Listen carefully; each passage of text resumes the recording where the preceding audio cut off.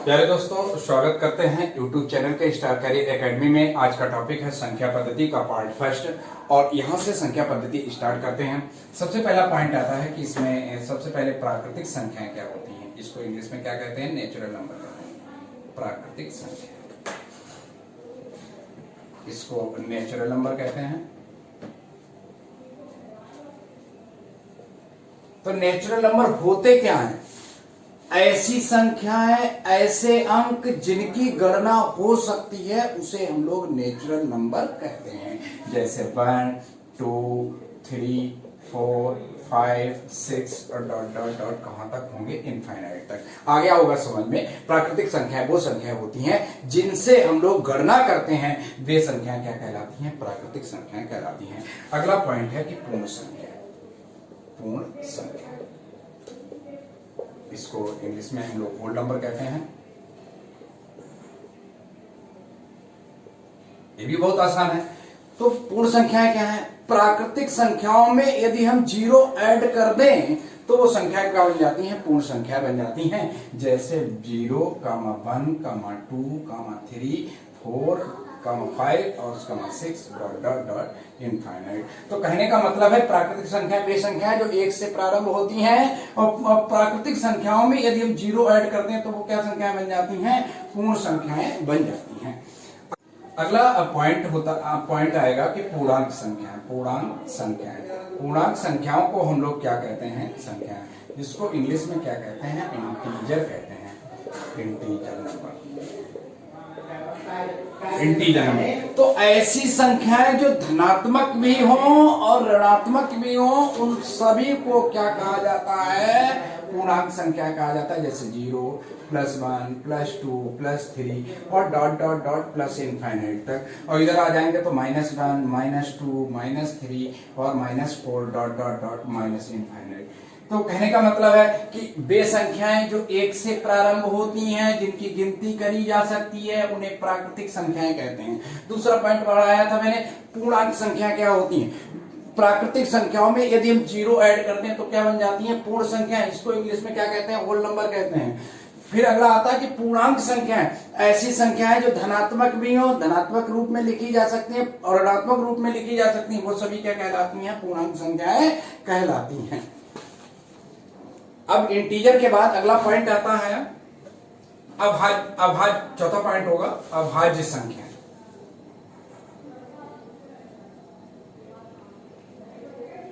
इसको हम लोग क्या कहते हैं? Prime number. क्या कहते हैं? Prime number. तो प्राइम नंबर होते क्या हैं? ऐसी संख्याएं जिसके केवल 2 ही फैक्टर होते हैं। ऐसी संख्याएं जिसके केवल 2 ही फैक्टर होते हैं, अर्थात ऐसे समझ लीजिएगा, ऐसी संख्याएं जो स्वयं से विभाजित हों या 1 से विभाजित हों, ऐसी संख्याओं को हम लोग क्या कहते हैं? अभाज्य संख्याएं कहते हैं। जैसे 2 के फैक्टर होंगे, 2 × 1 होंगे, अर्थात इसके 2 ही फैक्टर करे जा सकते हैं। 3 की बात करते हैं तो 3 × 1 होगा, और अगर 5 की बात करें तो 5 × 1 होगा। इसी तरीके से अगर हम 6 की बात करें तो 1 × 2 × 3, और ये इसके 3 फैक्टर हो गए तो ये आपकी अभाज्य संख्या नहीं होगी। तो अभाज्य संख्या क्या होती हैं? जिसके केवल 2 ही फैक्टर करे जा सकते हैं, अर्थात 1 या स्वयं से विभाजित होती हैं, वे संख्याएं क्या कहलाती हैं? अभाज्य संख्याएं कहलाती हैं। सबसे पहले छोटी संख्या कितनी होगी? 2, उसके बाद कितनी आएगी? 3, उसके बाद होगी 5, उसके बाद होगी 7 और उसके बाद 11, ऐसे ही चलती रहेगी। ठीक है ना? तो सबसे छोटी अभाज्य संख्या यदि आपसे पूछी जाए तो क्या कहेंगे? 2। और एक ऐसी अभाज्य संख्या जो सम हो, एक ऐसी अभाज्य संख्या जो सम हो, तो वो क्या होगी? एक ही मात्र एक ऐसी संख्या है जो सम है और अभाज्य है। अगला पॉइंट आता है कि कोप्राइम नंबर। सहे अभाज्य संख्या को प्राइम नंबर। तो को प्राइम नंबर क्या होते हैं? ऐसी दो प्राकृतिक संख्याएं जो जिनका मासा 1 हो, ऐसी दो प्राकृतिक संख्याएं जिनका मासा कैसा हो? 1 हो, ऐसी संख्याएं क्या कहलाती हैं? सहअभाज्य संख्या कहलाती हैं। जैसे आपका 2 और 3, और उसके बाद हम लोग ले लेते हैं तो 4 और 9, 2 और 7 एक ऐसी संख्या है इनका मासा कैसा होगा, 1 होगा। तो ऐसी संख्या क्या कहलाएंगी, सहअभाज्य संख्याएं कहलाएंगी। अगला पॉइंट आता है 6। इसके बाद आता है कि आपकी सम संख्या। सभी लोग जानते होंगे सम संख्या, तो हर कोई जानता है, छोटे से पढ़ते आ रहे हैं सम संख्या। इवन नंबर, तो सम संख्याएं कौन सी होती हैं, वे संख्याएं जो 2 से विभाजित होती हैं, वे संख्याएं जो 2 से विभाजित होती हैं।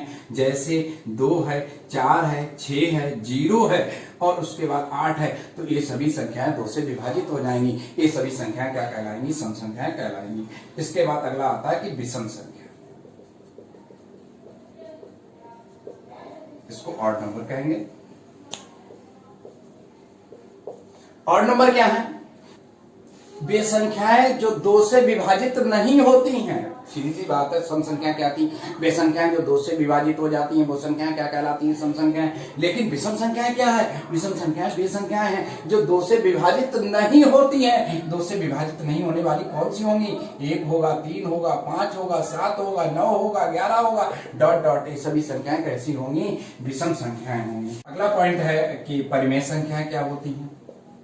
परिमेय संख्या, तो परिमेय संख्याएं हम जैसा कि सभी लोग जानते हैं, परिमेय संख्याएं वे संख्याएं जिनको भिन्न के रूप में लिखा जा सकता है परंतु उसका हर कभी 0 नहीं होना चाहिए। जैसे जो भिन्न के रूप में लिखी जा सके, p/q के रूप में लिखी जा सके, बट q नॉट इक्वल 0, परंतु q 0 नहीं होना चाहिए, अर्थात उसका हर कभी 0 नहीं होना चाहिए। जैसे किसी ने 1/3 कहा है, तो 1/3 क्या है, एक परिमेय संख्या है। ये 5/3 क्या है, एक परिमेय संख्या है। और किसी ने 3/4, 3/7 कहा, तो ये भी कैसी है, एक परिमेय संख्या है। ये सभी संख्याएं क्या कहलाएंगी, परिमेय संख्याएं कहलाएंगी।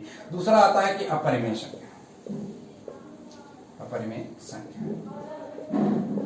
अपरिमेय संख्याएं क्या होती हैं, इरेशनल नंबर। अपरिमेय संख्या क्या है, वे संख्याएं जो परिमेय ना हो उन्हें संख्याओं को क्या कहते हैं, अपरिमेय संख्या कहते हैं।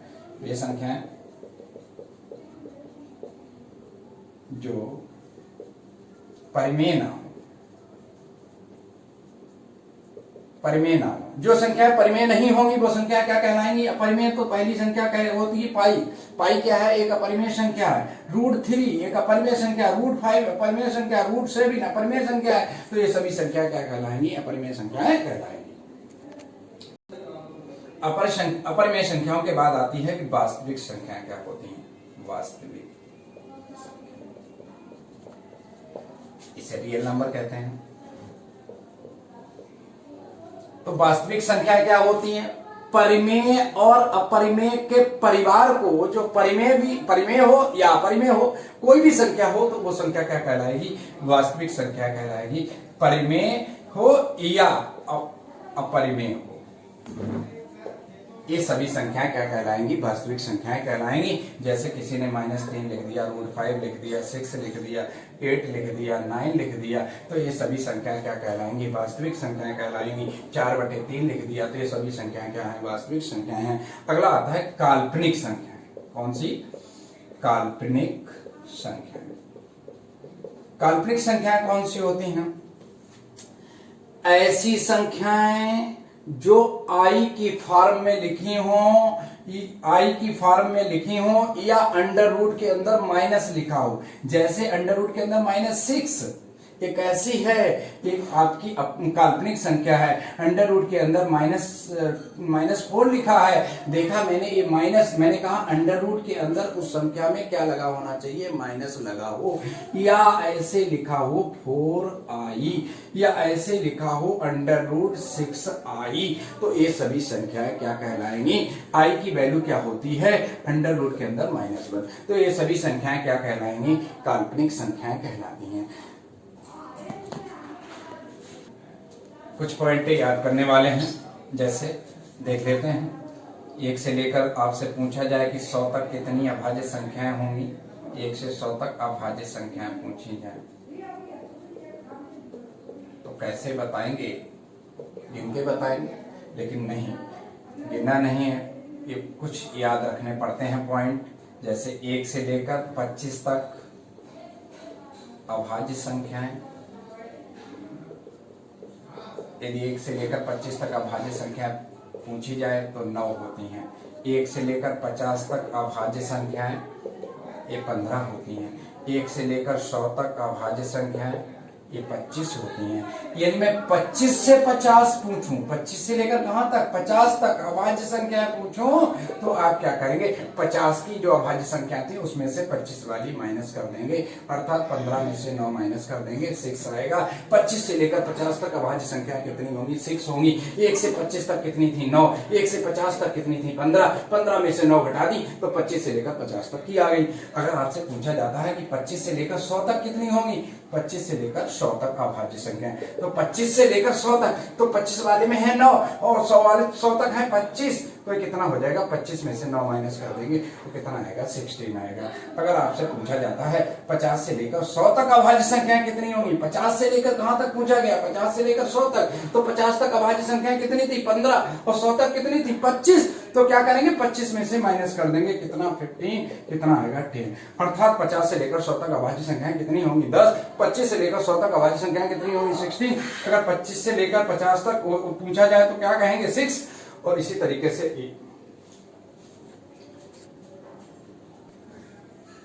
अगले में हमने कुछ महत्वपूर्ण सूत्र लिखे हैं, वो आपको समझाना चाहते हैं। जैसे आपका 1 + 2 + 3 डॉट डॉट डॉट ये लिखा, अर्थात ये सभी प्राकृतिक संख्याएं हैं, उन सभी का योग निकालने का एक फार्मूला बना है, n × n + 1/2।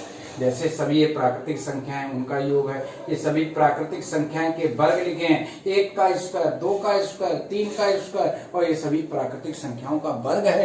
प्राकृतिक संख्याओं के वर्ग का फार्मूला ये है, n × n + 1 × 2n + 1/6।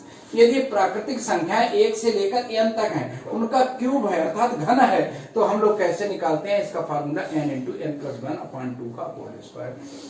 अब अगला है कि लगातार n तक, समझते चलना ध्यान से, लगातार n तक सम संख्याओं का योग पूछा जाए तो इसका फार्मूला n/2 × n/2 + 1 होता है। तो हम लोग क्या करेंगे, लगातार सम संख्या देखेंगे, 2, 4, 6, 8 और कहां तक है, 20 तक है, लगातार है, और कहां तक है, 20 तक है, तो इसका फार्मूला ये है, अर्थात n की वैल्यू है, ये किसकी वैल्यू है, n की वैल्यू कितनी हो गई, 20, तो हम लोग n की वैल्यू यहाँ लिख देंगे 20/2, यहाँ पर n की वैल्यू 20, तो 20/2 और +1, तो यहाँ से 20/2 का मतलब होता है 2 से 20 कट जाएगा तो 10, 2 से 20 कट जाएगा तो 10, 10 और 1 कितने हो गए, 11 हो गए, 11 का 10 में मल्टीप्लाई करेंगे तो 110 हो जाएगा। तो एक इसका था लगातार n तक सम संख्याओं का योगफल था। अगला है लगातार n तक, यहाँ पर क्या होना चाहिए, विषम संख्या होना चाहिए।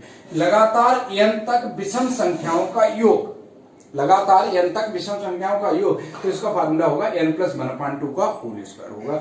तो यहाँ पर 1, 3, 5, 7 और कहां तक है, 15 तक है, लगातार है, और कहां तक है, 15 तक है, तो ये वैल्यू क्या हो गई, ये वैल्यू हो गई n, ये वैल्यू क्या हो गई n। तो हम लोग यहाँ पर n की जगह पर क्या लिख लेंगे, 15 लिख देंगे। तो 15 + 1 का होल स्क्वायर बटे 2 का होल स्क्वायर, तो 15 ये कितना हो गया, 16, और 16/2 को क्या कहेंगे, 8, और 8 का जब स्क्वायर निकालेंगे, यहाँ पर 8 का स्क्वायर निकालेंगे तो कितना निकलेगा, 64, ठीक है ना। बस 2 फार्मूले और बचे हैं, बस सीख लेते हैं। लगातार n सम संख्याओं का योगफल, यदि आपको ये अभी मैंने बताया था, यहाँ पे 2, 4, 6 और यहाँ पर लिखा था ये टोटल 20 तक गया था, तो बात आई थी, मैंने इसका भी फार्मूला कुछ देर पहले बनाया था, उसमें लिखा था n तक, और इसमें है n, फर्क है, n तक, उसमें 20 आना चाहिए n तक में। अगर मैं कह दूं n सम संख्याएं हैं तो 1, 2, 3 ऐसे करके 20 तक संख्याएं टोटल कितनी होंगी, 10 होंगी, तो नंबर ऑफ n की वैल्यू कितनी होगी, 10 होगी। नंबर ऑफ n की वैल्यू क्या होगी, 10 होगी। तो यहाँ पर n की जगह क्या लिख लेंगे, 10, और यहाँ पे क्या लिखेंगे, 10, और प्लस का क्या लिखा था, 1, 10 और 1 कितने हो गए, 11, और 11 का 10 में जब मल्टीप्लाई करेंगे तो 11 हम कितने हो जाएंगे, 110। अगला आता है कि लगातार n विषम संख्याओं का योगफल, किसका चाहिए, लगातार n विषम संख्याएं हैं, ये आपकी n विषम संख्याएं हैं, उनका योगफल निकाला जाएगा तो क्या निकलेगा, n²। 1, 2, 3, 4, 5 कितनी संख्याएं हैं, टोटल कितनी संख्याएं हैं, 5। इसका योगफल कैसे निकालेंगे, इसका फार्मूला होता है n², तो n की जगह क्या लिखेंगे हम लोग, 5, तो 5 का स्क्वायर कितना हो जाएगा, 25। बस आज के भाग में इतना ही, मिलते हैं अगले भाग में।